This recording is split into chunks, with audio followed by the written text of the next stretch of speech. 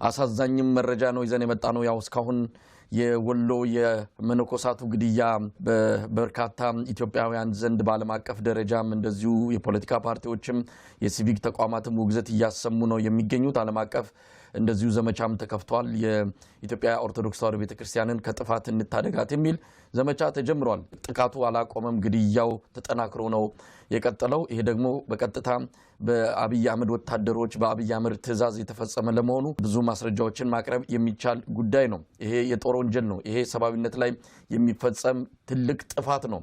ከዚህ አንፃር እንዴት ይመለከቱታል የሚለው መነሻ አድርገን በተለያዩ ጉዳዮች ላይ እንወያያለን። እንደው ጠቅለል አድርጎ ለማንሳት ያለ እንደ መግቢያ የሰሞኑን ክስተቶች እንዴት እየተከታተሉ ነው? ግራና ቀኝ፣ በአንድ በኩል ምክክር፣ በአንድ በኩል ትልቅ ቀውስ፣ ትልቅ ጦርነት፣ እነዚህ ነገሮች በአንድ ሀገር ውስጥ እየተስተናገዱ ነው የሚገኙትና ይህንን ነገር ጨምሮ በአጠቃላይ ወቅታዊ ሁኔታውን እንዴት እየተከታተሉ ነው? ሻለቃ ማሙ። አመሰግናለሁ መሳይ። ያው የሀገራችን ነገር እንቅልፍ የሚነሳ ነው።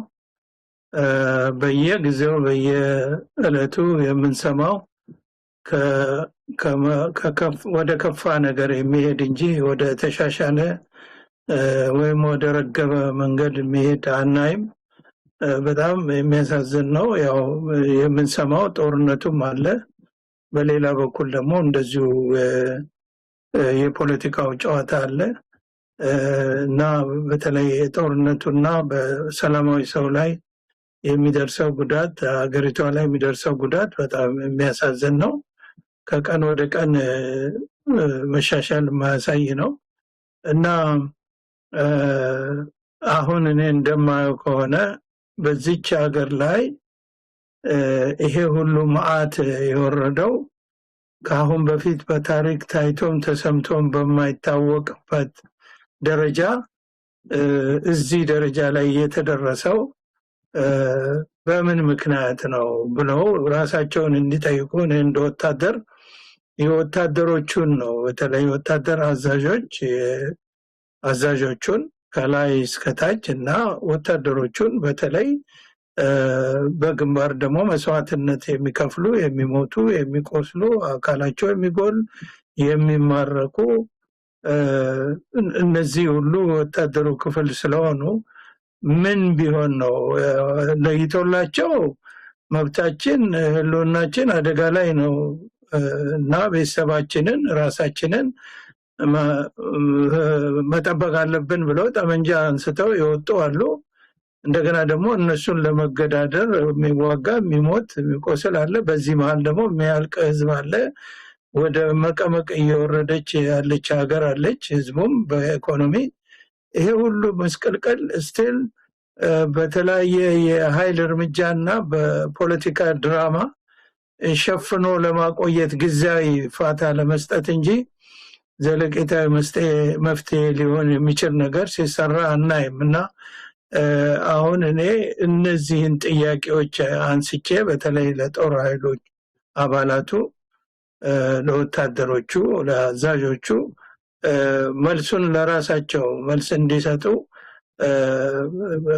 መግለጽ የምፈልገው ነገር አለ እና አሁን የሚታየው አሁን የተጋቀስከው ነገር ሁሉ አንደኛ በጦር ኃይልና በውጊያ በጦርነት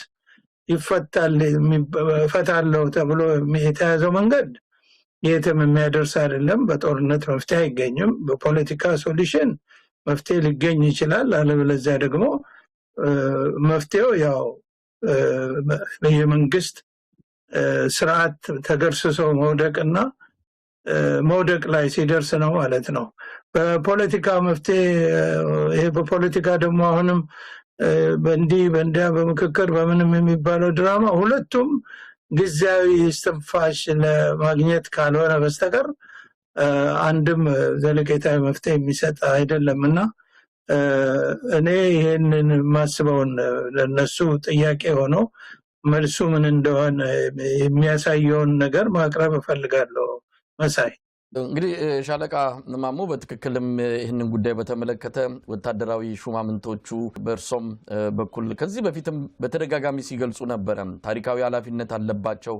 አሁን ላይ ለሚፈጽሙትም ለሚሆነው በሙሉ በአንድም ይሁን በሌላ ተጠያቂዎች ናቸውና እስቲ ጥያቄውን አብረን እንስማ ምላሽ የሚሰጡበት አጋጣሚ ካለ ወደኛም መተው በእርሶ ለሚነሱ ጥያቄዎች መልስ እንሰጣለን ካሉም በራችን ክፍት መሆኑን ልንገልጽላቸው እንፈልጋለን ግን ባሉበትም ህሊናቸው የሚጠይቀው ባሉበትም የሚመልሱት ጥያቄውን አብረን እንስማ ሻለቃ ማሞ አመሰግናለሁ መሳይ እንኳን ማን ነገር ነው እንኳን እነሱ መተው አንተ ጋር መልስ ሊሰጡ እኔም አንተ ጋር ቀርቤ መናገሬን የሚወዱት አይመስለኝም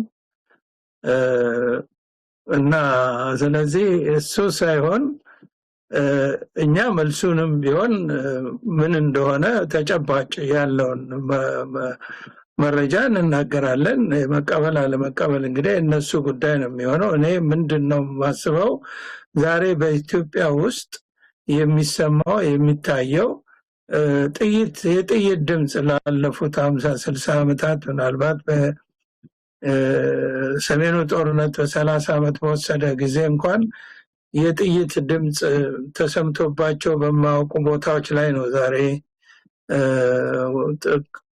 ከባድ ጦርነት የሚካሄደው በአማራና በኦሮሚያ ክልል እና ግዙፍ የእርስ በርስ ጦርነት እየተካሄደ ነው ሰው ጨራሽ ጦርነት ነው እየተካሄደ ያለው በታጠቁ ኃይሎች እና በወታደሩ ብቻ ሳይሆን በሰላማዊ ህዝብ ላይ የሚደርሰው እልቂት ሲታይ ከፍተኛ ነው ዝም ብሎ ግጭት ምናምን የሚባል አይደለም እንደገና ደግሞ በዚሁ በአገሪቷ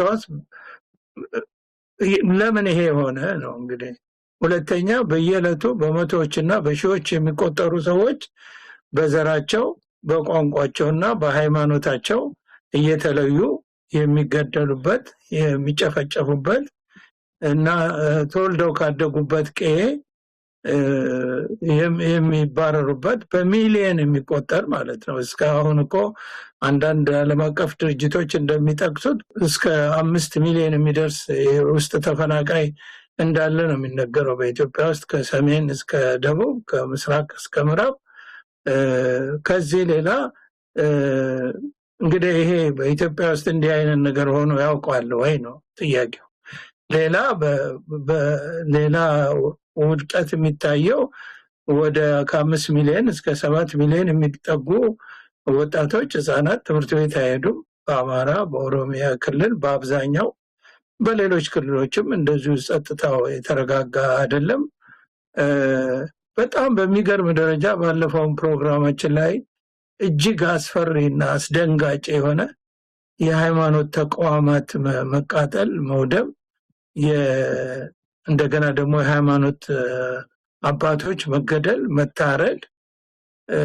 ሁላችንንም ክርስቲያን እስላም ሳይል ክርስቲያኑ መስጊድ ቢቃጠል እንኳን ቤተክርስቲያን መስጊድ ቢቃጠል የሚሰቀጥጠው መንግስት በመንግስት ደረጃም ቢሆን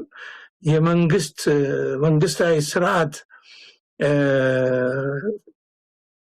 መልክ ያለው መንግስት የሚባል ኃይል እንዲህ አይነት ነገር ሲፈጠር ምድሩ ነው የሚነቃነቀው የሃይማኖት ተቋም ሲቃጠል በማንም ይሆን በማን ያንን ለማስተካከል ከፍተኛ እርምጃ የሚወስድበት ዘመን ነው ያለፍነው በየትኛውም ዘመን ቢሆን ሌላው ቀርቶ በወያኔም ዘመን ቢሆን ያው መጀመሪያ ወደ ስልጣን ሲመጡ ያው የጫካ እንትን ህግ የጫካ እንትን ይዘው ዲሲፕሊን ይዘው ስለመጡ ብዙ ተንገዳግደው በመጨረሻ አካባቢ ወይም በመሃል መንግስታዊ ስርዓት ወይም መንግስታዊ እንትን ሼፕ ይዘው ነበር ህግን በማስከበር እንደገና ደግሞ ስርዓትን በማስከበር የህዝብን ደህንነት በመጠበቅ ዋናው የመንግስት ዋናው ተቀዳሚ ተግባር የሆነውን በመፈጸም ረገድ የዘር ፖለቲካ ቢያራምዱም አገሪቷን አሁን ላለችበት መድረስ ደረጃ መድረስ ሁሉ ትልቅ አስተዋጽኦ ቢያደርጉም በፖለቲካ በዘር ፖለቲካ መርዝ ስርጭታቸው መንግስታዊ ሼፕ መያዝ ችለው ነበር አሁን እኮ ቤተክርስቲያን ቢቃጠል መስጊድ ቢቃጠል ሃይማኖት አባቶች ቢታረዱ ምዕመናን ቢታረዱ ምንም ዜና እንኳን በመንግስት ሚዲያ እንኳን ዜና እንዲሆን አይፈልግም እንዲሁ ነው፣ በለሆሳስ ነው። እንደውም ከዜና እንዲርቅ ነው፣ መካድ ነው። የሆነውን ነገር ሁሉ በመካድ በምንም በየትም ዓለም የመንግስታዊ ስርዓት ሼፕ ያለው ወይም መንግስታዊ ስርዓት የሚባል እንደዚህ አይነትን ነገር ከበር አድርጎ አላውቅም አያገባኝም የሚልበት ዓለም የለም በጭራሽ። እና ይሄ ለምን ሆነ ነው አሁን ጥያቄው የሚነሳው። በተለይ ለጦር ኃይሉ አባላት ይሄ ለምን ሆነ ብለው ለምን አይጠይቁም? ትላንት አይደለም የተወለዱት፣ የዛሬ 10 ዓመት 20 ዓመት በደርግ ዘመን የሩቅ ዘመኑን የአፄ ምኒልክን የምንን የአፄ ቴዎድሮስን የአፄ ዮሐንስን ዘመን ትተን ከንጉሱ ዘመን እንኳን ብንጀምር በእድሜ ያለን ሰዎች አለን። ከኛም ያነሱት በንጉሱ ዘመን፣ በደርግ ዘመን፣ ከዛ ቀጥሎ ደግሞ በወያኔ ዘመን፣ በእነዚህ ስርዓቶች አገዛዝ ዘመን ያለው ህዝብ እኮ ነው አሁንም ያለው። ወይም ደግሞ ምድሪቷም ያቺው ናት። እንደ ፋብሪካ አዲስ ፋብሪካ ተቋቁሞ አዲስ ህዝብ እያመረተ ወጥቶ ምድሯን እኮ የሞላት አይደለችም። ያው ህዝብ ነው። ያ ህዝብ ደግሞ አብሮ ሲኖር ነበረ። ሃይማኖት፣ ዘር ለይቶ እንደዚህ የሚፋጅበትና አንዱ ሌላውን እያባረረ ተፈናቃይ የሚያደርግበት ምድሪቷን በሙሉ የህግ አልበኝነት ሰፍኖ ሰው በማጓጓዣ አውቶቡስ እንኳን መሄድ የማይችልበት መንገድ ላይ እየታፈነ በሚሊዮን የሚቆጠር ገንዘብ የሚጠየቅበት ሁኔታ እኮ ኢትዮጵያ ውስጥ ተፈጥሮ አያውቅም። ህዝቡ አዲስ ፋብሪካ ተፈብርኮ መጣ፣ ምድሪቷ ተለወጠች። ማን ነው የተለወጠው? የተለወጠው እኮ መንግስት እኮ ነው እንጂ ህዝብ እኮ ያው ህዝብ ነው። አብሮ ሲኖር የነበረው ህዝብ እኮ ነው ያለው። ህዝቡም ምድሩም አልተለወጠም። የተለወጠው መንግስት ነው። ይሄንን ማአት በሀገሪቷ ላይ ያመጣው አሁን ያለው መንግስታዊ ስርዓት ከላይ እስከታች ድረስ ያለው ነው። እኔ በጣም አዝናለሁ። አንዳንድ የመከላከያ ሾማምንት የፖለቲከኞቹን እንትን የንግግር ሀረግ ተከትለው ህዝብን ሲሳደቡ፣ ህዝብን ሲዘልፉ በእብሪት ይሰማል። ፖለቲከኞቹ ይሳደባሉ ህዝብን በይፋ፣ ወይ አይገባውም ይላሉ፣ ወይ ህዝብ እንደዚህ ነው፣ ቅጥረኛ ነው፣ ምንድነው? እንዴት ህዝብ ይኮነናል? እንዴት ህዝብ የነበረ ህዝብ እኮ ነው። ያው ህዝብ ነው። አዲስ ህዝብ አልመጣም። የመጣው አዲስ መንግስት ነው። ይሄን ሁሉ ጣጣ ይዞ የመጣው አዲስ መንግስት ነው። እና ምን አለ ወታደሮች ይሄ ወታደር ይሄንን ማውቅ ወታደር የለም። የመሪ እንጂ የወታደር መጥፎ የለውም ይባላል። አሁንም ቢሆን የመሪ እንጂ የህዝብ መጥፎ የለውም። እቺን ሀገር ሲኦል ያደረጋት አሁን ያለው መንግስታዊ ስርዓት ነው። ለ27 ዓመት ተንሰራፍቶ የነበረው የዘር አገዛዝ ተገርስሶ በዘር ፖለቲካ ሀገሪቷን አምሶ ከዛ በኋላ በሙስና በአድሎ በጎጠኝነት ቆይቶ 27 ዓመት በመጨረሻ በህዝብ አመጽ እና በብዙ ወጣቶች መስዋዕትነት ሲወድቅ አሁን የመጣው ያንኑ በከፋ ሁኔታ የሚያስቀጥል ነው የቀጠለው። አሁን ይሄ ነው ያለው ተጨባጭ ሁኔታ። ከላይ እስከታች የተዘረጋው የመንግስት መዋቅር እንግዲህ ፍትህና ነፃነትን እኩልነትን ረግጦ የራስና የቤተሰብ ማህበረሰብ ህልውና አደጋ ላይ የጣለ ሁኔታ ነው የተፈጠረው። ድሮ እኔ ሳገናዝበው ይሄንን እንዲገነዘቡ ፈልጋለሁ። ድሮ እኮ በወያኔም ጊዜ ሆነ በደርግ ጊዜ ያው ከምስቅልቅሉ በኋላ ይሄ ቀይ ሽብር ነጭ ሽብር በኋላ ፖለቲካ ውስጥ ወደ ፖለቲካ ሳይጠጉ ቀናም ሳይሉ ትችትም አፍላፊም ሳይናገሩ እኮ መኖር ይቻላል። በድሮ አገዛዞች ዘመን ኢቭን በወያኔም ዘመን ቢሆን እንደዛ ይቻል ነበረ።